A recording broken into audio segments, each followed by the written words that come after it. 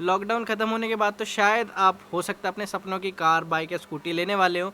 इस वीडियो को एंड तक देखना, मैं अपने सारे एक्सपीरियंस को ऑलमोस्ट कोलैब करके बताऊंगा आपको कि अगर लें तो कौन कौन सी ऐसी चीज़ों को ध्यान रखें जिसकी वजह से शायद हो सकता है आप अपने सपनों की गाड़ी ले सकें, कार ले सकें, बाइक ले सकें। एंड तक देखना, वीडियो हेल्पफुल ज़रूर होगी।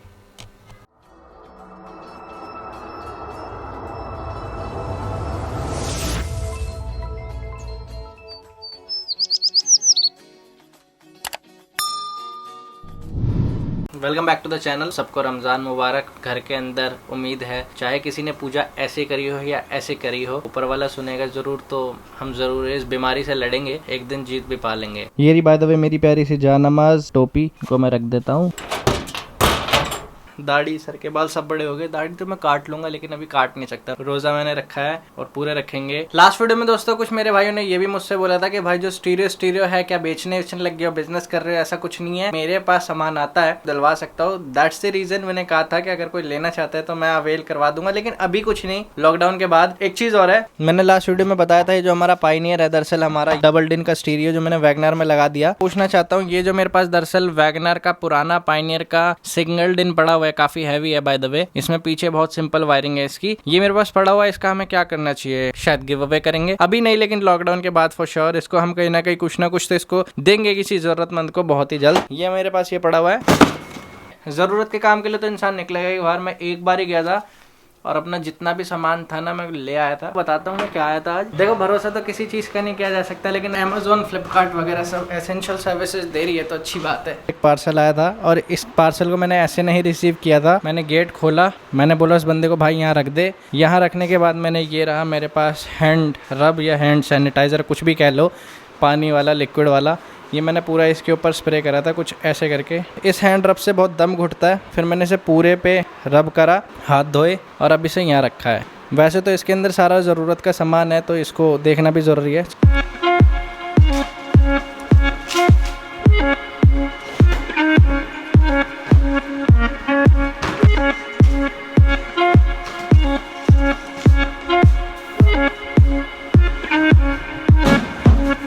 जल्दी मुझे कुछ काम करना है तो उसमें मुझे ऐसे दस्तानों की ज़रूरत पड़ेगी और होपफुली अवेलेबल हो गए। बढ़िया दस्ताने हैं, तुम्हारे भी काम आएंगे। चलो, ये कटर तो मेरा ही है वैसे। ये मेरा हैंड रब है, हैंड सैनिटाइजर जो मैं पहले लाया था। आजकल मच्छर बहुत काट रहे, रात को पता नहीं तुम्हारे काट रहे होंगे नहीं काट रहे होंगे। मोर्टीन तो सिर्फ नाम की है। AC चलाओ तो उसके बाद सारा का सारा वेप खींच लेती है। मोर्टीन पता नहीं आजकल क्या है, ये कोयल भी किसी काम की नहीं है। पंखा चलाओगे तो काम नहीं कर सकते और AC चलाओगे तो वेप सारी की सारी खींच लेगा। मच्छर आजकल मोर्टीन से भी नहीं मर रहे। अब ये मंगवाया, चलो देखते हैं अब क्या होता है। बाकी घर में रहने लग गए। ये रहा हमारा ओडोमॉस। कुछ मैगी मंगवाई थी, अब मेरा मूड खराब हो रहा है इन्हें देख देख के, क्योंकि दरअसल तुम्हारे भाई का एक छोटा सा जिम है। सोचा था कि दोबारा से एक्सरसाइज वगैरह चालू करेंगे। अभी फिर रमजान आ गए हैं तो अभी देखते हैं शेड्यूल कैसे बनता है। जैसे भी बनेगा वैसे करेंगे एक्सरसाइज भैया, और क्या है। मैंने ऑर्डर कर ली थी, फिर भी इन्हें लेके अब सब मैं ऊपर चल सकता हूँ। ले जाने से पहले मैं फिर भी एक बार इन्हें सैनिटाइज करूंगा। हो सकता है तुम लोग सोचो कि वीडियो में ही दिखा रहा है, लेकिन ऐसा नहीं है। मैं वाकई में ऐसा ही हूँ, मैं ऐसे ही सैनिटाइज करता हूँ चीज़ें।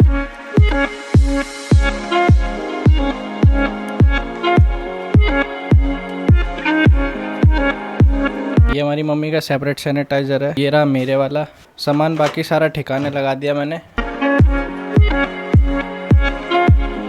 तुम लोग बोल रहे होगे अब कि जब घर में ही थे तो मुंह पे मास्क क्यों लगा रखा है? जब भी आप इसे स्प्रे करते हो इसकी महक इतनी बुरी है, बहुत ज्यादा बेकार है। जिस वक्त मैं वीडियो रिकॉर्ड कर रहा हूँ करीब 24,000 से पार केस हो चुके हैं। खतरा हर चीज में है, चाहे उस सब्जी वाले से मैं सब्जी ले रहा हूँ, चाहे बाहर से सामान मंगवा के ले रहा हूँ, कुछ भी कर रहा हूँ, वटेवर XYZ कुछ भी हो रहा है, खतरा हर चीज में। लेकिन precaution is better than cure. अपने आप को भी बचा के रखो, सेफ रहो, थोड़ा सा घर में रहो, ज्यादा अच्छी बात है। अपनी जान की हिफाजत सबसे पहला फर्ज है। बाहर मैं इसलिए नहीं निकलता कि मैं अगर बाहर निकलूंगा तो मिनिमम मेरा 15 से 20 रुपए का खर्चा है। ये मैंने कुछ सर्जिकल हैंड ग्लव्स ले रखे हैं। सोचा था इसका एक पूरा पैकेट मंगवाऊंगा, वो मिला नहीं। लेकिन अगर मैं बाहर जाता हूँ तो इन हैंड ग्लव्स के बिना नहीं जाता, और ये रीयूजेबल नहीं होते तो आओ और फेंक देता हूँ मैं। इतने दिनों में वैसे तो मैं बाहर गया नहीं हूँ, बस सामान लेने गया हूँ छोटा मोटा जब बहुत जरूरी था। एक बार मैं खरीदारी के लिए गया था, एक बार बैंक गया था। मेरे को ऐसा लगता है यार बाहर जाना अब इतना इम्पोर्टेंट नहीं रह गया है। अगर घर पे एसेंशियल डिलीवर हो रहे हैं ना तो घर पे ही मंगवा लो, काफी है। उसे ढंग से क्योर कर लो, बाहर जाओ ही मत, बाहर का रुख ही मत करो।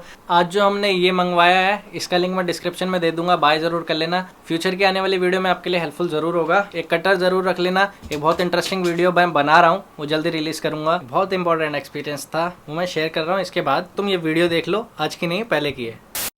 आज वैसे तुम्हारे भाई ने कुर्ता पहना है बहुत दिनों बाद। हाँ मुझे पता है, कुर्ता बहुत अच्छा सूट करता है, अच्छा लगता है मेरे ऊपर। थोड़ी सी लेट वीडियो डालता हूँ, हमारी गलती है, लेकिन कोई बात नहीं, हम कोशिश तो करते हैं। और चश्मा क्यों पहना है? पहला रीज़न धूप बहुत है, दूसरा रीज़न एक व्लॉगर के लिए अच्छी चीज़ ये भी रहती है कि अगर आप चाहे इधर देख रहे हो स्क्रीन में, चाहे आप सामने देख रहे हो, चाहे आप लेफ्ट में देख रहे हो, आप हमेशा ये सोचोगे कि मेरा ध्यान सीधा कैमरे पर फोकस है, चाहे वो हो या ना हो। लॉकडाउन के बाद हर कोई ना कोई अपने सपनों की गाड़ी लेना जरूर चाहेगा, हर किसी का मन करेगा, पैसा तो काट रहा होगा। और अगर पैसा ज्यादा होगा तो या तो फंड्स में दे दो, पीएम या सीएम केयर फंड्स में आपने दिए होंगे, हो सकता है मैं भी, या किसी गरीब की मदद करी हो। अब उसे लेने से पहले कौन सी ऐसी चीजें जो ध्यान रखे जिसकी वजह से हो सकता है कि कोई इंसान आपका बेवकूफ बना दे। गाइस अगर आप नए हो इस चैनल पे तो I consider you to subscribe my channel यार, थोड़े से सब्सक्राइबर बढ़ाओ। बिल्कुल फ्रेश हो इस मामले में तो या तो किसी की हेल्प लो जिसके पास ऑलरेडी बाइकिंग या स्कूटी चलाने का या कार चलाने का ऑलरेडी एक्सपीरियंस हो, जो कि आपको मे भी हेल्प कर सके गाड़ी कैसी लेनी है नहीं उसके मामले में। दूसरी चीज ये है, अगर नहीं पॉसिबल हो, आप खुद क्या करो, अगर जा रहे हो तो कुछ ऐसी चीजों का ध्यान रखो, जल्दी में डिसीजन मत लो, क्योंकि जब भी आप कभी जल्दी में डिसीजन लेते हो तो अक्सर लोग आपकी उस जल्दबाजी का फायदा उठाते हुए नजर आते हैं। जैसे कि आप किसी दुकान पर गए, देखते के साथ ही आपको कोई गाड़ी पसंद आ गई, आपने क्या करा, बस अभी दे दो गाड़ी, ये वो फलाना डिमाका, उसने आपसे रेट लगवाया, आपने थोड़े से रेट तोड़े वोड़े और आपको वो गाड़ी उसने में बेचने लग गया। बेटर है इससे, देखो मैं गाड़ी बोलूंगा तो समझ लेना कि सबको बोल रहा हूँ, जब भी हम गाड़ी को देखते हैं तो अक्सर हम उतावले हो जाते हैं, बहुत ज्यादा एक्साइटेड हो जाते हैं। उस एक्साइटमेंट का अक्सर लोग हमारे फायदा उठा लेते हैं। मैं किसी दुकान पर गया, मैंने जल्दबाजी में बोला मुझे ये चीज चाहिए, मुझे कहीं से भी लाके दे दो। उस टाइम पर वो चीज कैसी है कैसी नहीं है मुझे उस बारे में ढंग से नॉलेज नहीं होती। फॉर एग्जाम्पल एक दूध की थैली, और हमें पता है वो हर एक स्टोर पर मिल जाती है, हो सकता है उसका रेट 2600 2800, तो ऑलमोस्ट पता रहता है कि अगर यहाँ पे 3 दुकानें हैं, ये 3 दुकानें या तो अलग अलग ब्रांड की बेच रही होंगी या सेम ब्रांड के अंदर कोई डिफरेंट क्वालिटी की बेच रही होंगी, इसीलिए रेट ऊपर नीचे जाएगा। लेकिन हो सकता है सेम मैन्युफैक्चर डेट के साथ अगर कोई यहाँ 28 की बेच रहा है और वहाँ 30 की बेच रहा है, तो आप दूसरी दुकान वाले के पास जाकर उसे बोल देते हो, भाई बगल वाला तो 30 की बेच रहा है, तू इतनी सस्ती क्यों बेच रहा है? तो वो आपको कोई रीजन दे। फर्स्ट रूल इज कभी भी बहुत जल्दबाजी में डिसीजन मत लो। जिस दुकान पर जा रहे हो उस दुकान पर जाते के साथ ही किसी गाड़ी को फाइनल करके वहीं बैठकर मत करने लग जाओ जब तक आप पूरा मार्केट का एक्सपीरियंस ना ले लो। मैं बात करता हूँ आज करोल बाग की बाइकों की मार्केट की। मैंने आज से काफी सालों पहले करोल बाग की बाइक मार्केट के अंदर जाकर वीडियोस बनाई थी। बाइक कार मॉडिफिकेशन की बात करूँ, वहाँ ऑलमोस्ट सारी मार्केट है, तो लोग भी ज्यादा उस एरिया के अंदर आना पसंद करते हैं और गाड़ी भी लेना पसंद करते हैं। लेकिन जो मेरा पर्सनल एक्सपीरियंस रहा था, आज नहीं, वो बहुत पहले का, जो मैंने पहले भी अपनी वीडियोस के अंदर कहा है, मुझे उस मार्केट से बेहतर मार्केट लगी थी गाड़ी की सुभाष नगर रादर देन करोल बाग। अब मैंने ऐसा क्यों कहा था, और मैंने खुद अपनी कोई भी गाड़ी कभी भी करोल बाग से क्यों नहीं ली, इसलिए बाइकों के मामले में भी बात करते हैं। तो मैं आपको कुछ साल पीछे लेके जाना चाहूंगा। मैंने एक बाइक लेनी थी जो कि हो sports bike, whether it is NS, AS, RS या फिर पल्सर 220। अगर आप जानते हो मेरे पास 220 थी। वो 220 लेने से पहले मैंने बहुत रिसर्च करी थी और पुरानी लेने के लिए भी ढूंढा था, OLX पर ढूंढा था, यहाँ वहाँ ढूंढा था। मैं तब NS लेने वाला था, उसने कहा भाई मेरे से RC गुम हो गई है, और वो बाइक मैंने OLX पर देखी, मुझे बहुत सस्ती मिल रही थी। अब होता क्या है, जब मैं वो सस्ती बाइक लेके उस एड की तरफ अट्रैक्ट हुआ, उसने मुझे नंबर भी शेयर किया, जेन्युइनली बंदा बहुत जेन्युइन था, ऑफिस का काम करता था, बहुत जेन्युइनली बात हुई। जब मुझे पता चला कि गाड़ी फर्स्ट ओनर ही है लेकिन RC गुम हो चुकी है गाड़ी की और RC बनवानी पड़ेगी, लेकिन हाँ सेल लेटर पड़ा हुआ है, और वो सेल लेटर करोल बाग से लिया था, वो बंदा हरियाणा का था। तो इस रीजन से मुझे उस दिन जो मेरी करोल बाग को लेके एक छवि थी वो वहीं के वहीं खराब हो गई। उसका पहला रीजन ये था कि करोल बाग में से बहुत से दुकानदार हैं तो गाड़ियों को खराब है, एक्सीडेंटल है, या उल्टी सीधी गाड़ियों को ठीक ठाक बना बना के बेच देते हैं। सेम वही चीज अगर मैं मॉडिफिकेशन के मामले में बात करूँ, थोड़ा बाद में आऊंगा, करोल बाग जाकर भी देखा, वहाँ की मार्केट भी देखी, वहाँ के लोग भी देखे, लेकिन मुझे ऑलमोस्ट यही मिला कि गाड़ियों के अंदर क्या होता है कि गाड़ी के अंदर कोई प्रॉब्लम है ना, उस प्रॉब्लम को छुपा देते हैं, स्प्रे पेंट मार दिया, साफ ऑफ कर दिया, चमका दिया गाड़ी को, लेकिन जो ओरिजिनल कंडीशन होती है वो आपको कहीं नहीं मिलेगी। बात करता हूँ दूसरी, मीटर टेम्परिंग की। कई लोग आपको बोलते हैं कि गाड़ी भाई हमारी सिर्फ 500 किलोमीटर चली है, 3000 किलोमीटर चली, 8000 चली हुई है। तो ये जितने भी एग्जैक्ट फिगर के नंबर्स होते हैं ना, 5000, 8000, 10000, 25000, इन सारे फिगर्स पे भरोसा ही मत करो। मोस्टली डीलर्स गाड़ी के मीटर के अंदर टेम्परिंग करते हैं और उसके मीटरों को पीछे करते हैं, ताकि गाड़ी बंदा चलाने वाला थोड़े एक अलग नजर से दिखता है, तो उसके लिए गाड़ी की अच्छी हाइप मांगना, अच्छे रेट मांगना पॉसिबल हो जाता है। और ये टेम्परिंग इतनी भी अजीब नहीं होती कि आप उस चीज के अंदर बिल्कुल भी फर्क ना पहचान सको। फॉर एग्जांपल गाड़ी 25000 चली हुई है तो उसको सिर्फ दिखा देंगे गाड़ी 15000 चली हुई है, तो 25 और 15000 के अंदर कोई खास फर्क नहीं आता। 10000 किलोमीटर की तो एक सर्विस हो जाती है, गाड़ी को पीछे करके दिखा देते, चल गया काम। और अगर गाड़ी पूरी बनी हुई है, दोबारा से तैयार करी हुई गाड़ी है,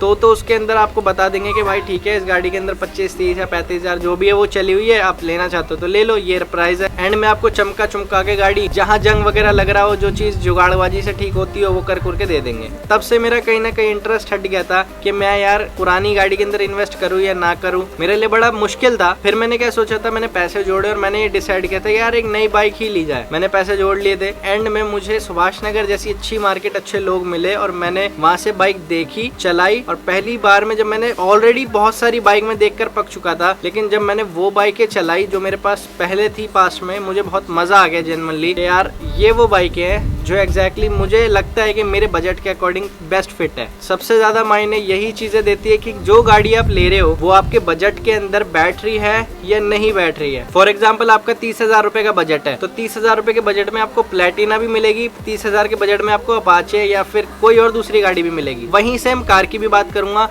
आपको 2, 2.5, 3 लाख रुपए के बजट में कोई भी गाड़ी मिल जाएगी, XYZ, Hyundai की भी मिल जाएगी, दूसरी भी मिल जाएगी।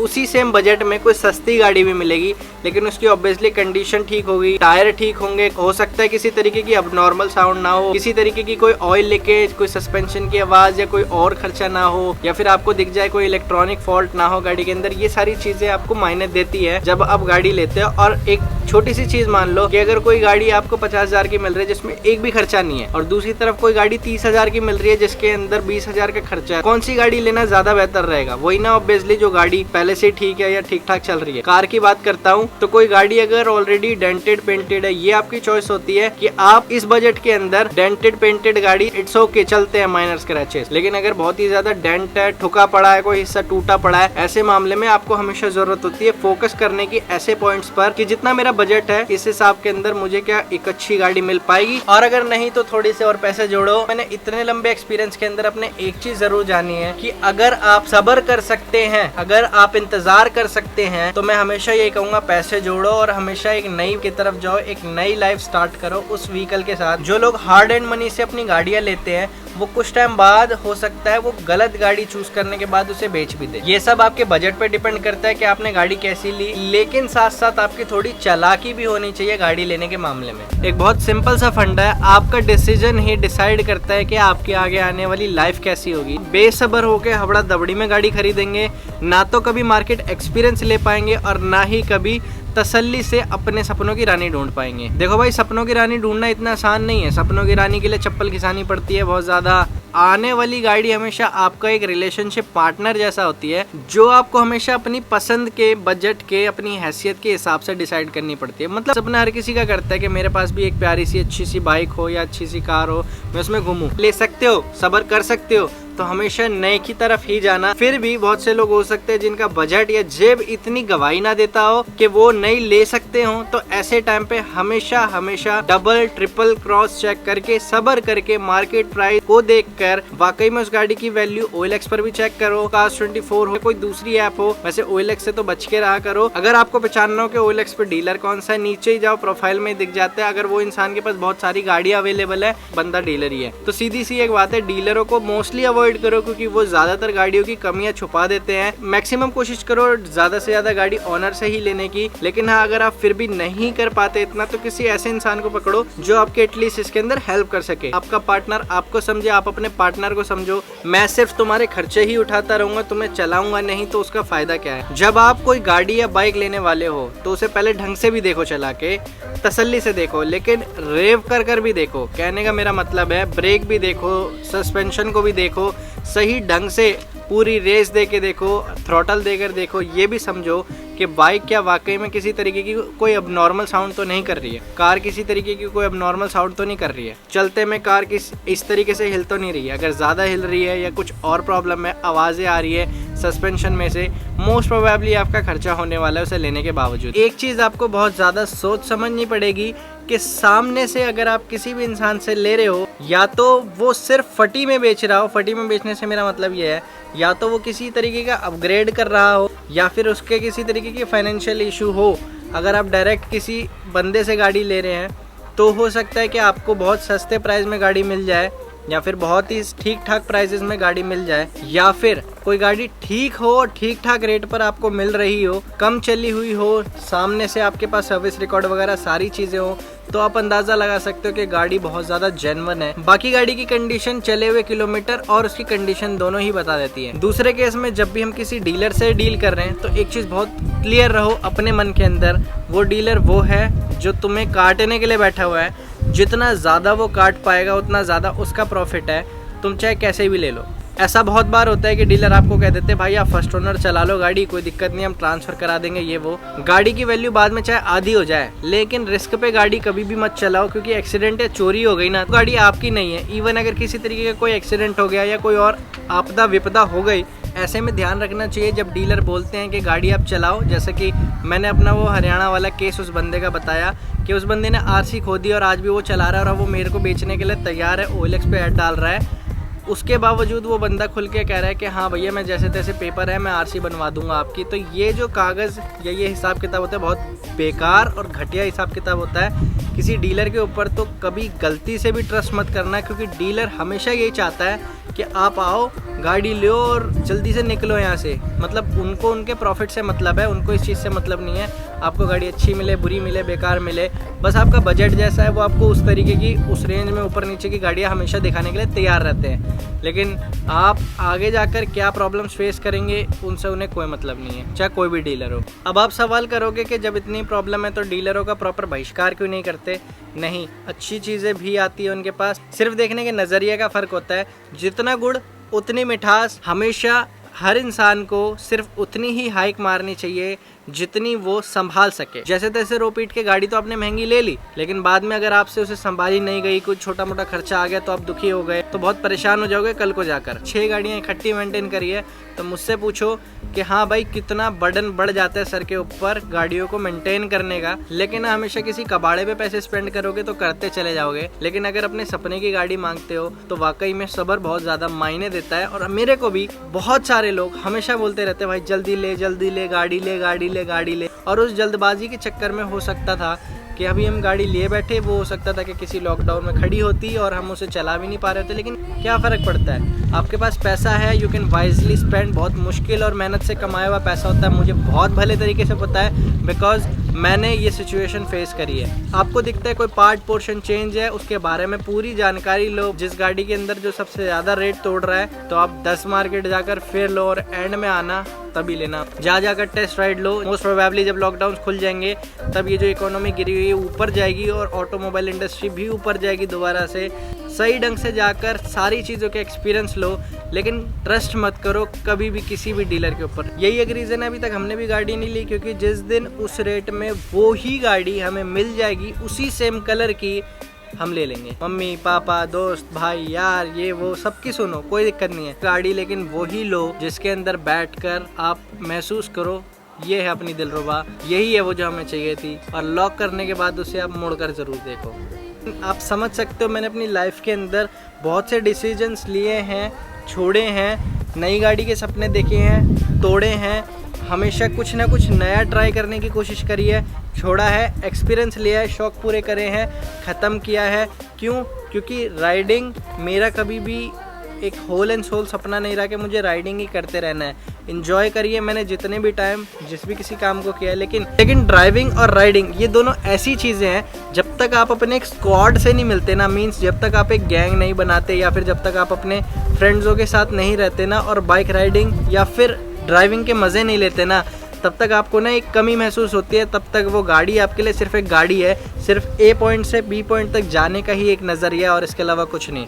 लेकिन once you start joining some people, कुछ अच्छे लोग, कुछ गैंग बनाना चालू कर देते हो, तो आपको एक्चुअली महसूस होता है कि व्हाट एग्जैक्टली बाइक राइडिंग और ड्राइविंग एक्सपीरियंसेस। अगर कोई भी इंसान OLX, क्विकर या किसी भी दूसरी साइट से लेने की कोशिश करता है तो मोस्टली आजकल जो फ्रॉड्स आते हैं ना, जो कहते हैं हम आपकी गाड़ी पार्सल करा देंगे, डिलीवर करा देंगे, गाड़ी ही नहीं कोई भी दूसरा इक्विपमेंट के अंदर भी अगर आपको कहे तो वो टोटली फ्रॉड है।